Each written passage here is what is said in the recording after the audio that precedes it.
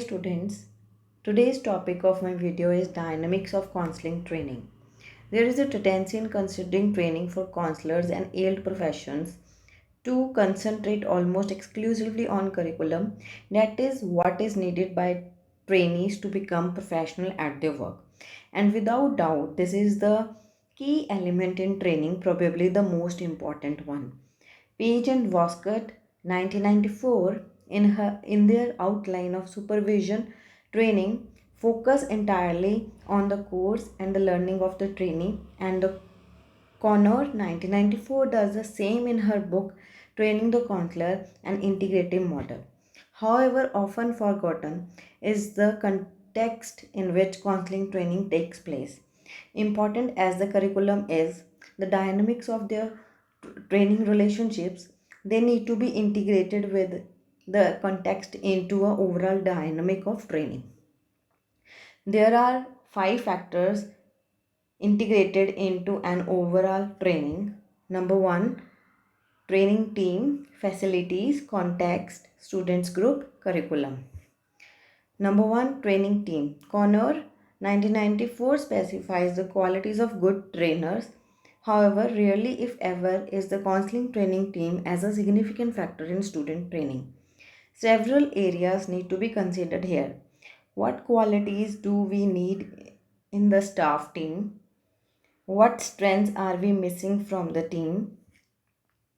What issues arise for full time members of the staff, for part time staff? How often does the full team meet?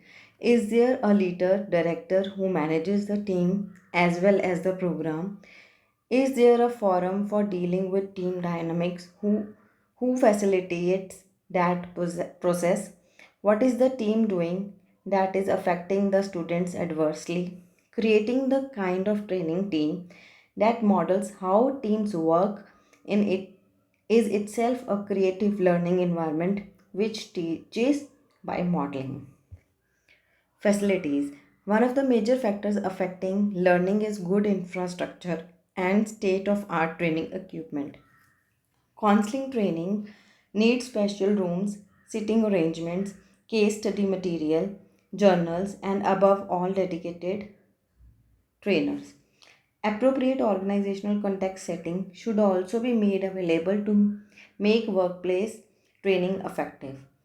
Context affect what happens within it. It should be understand the program, its needs, and support it with content and facilities. It should have inbuilt equality controls and validation and should be monitored with precision.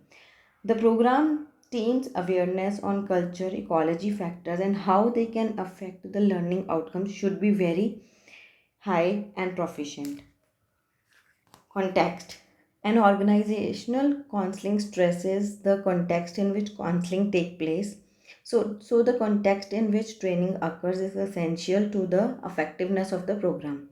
Is the training in an educational establishment, a medical setting, a private and a profit making organization, a company? Context influence what happens within them.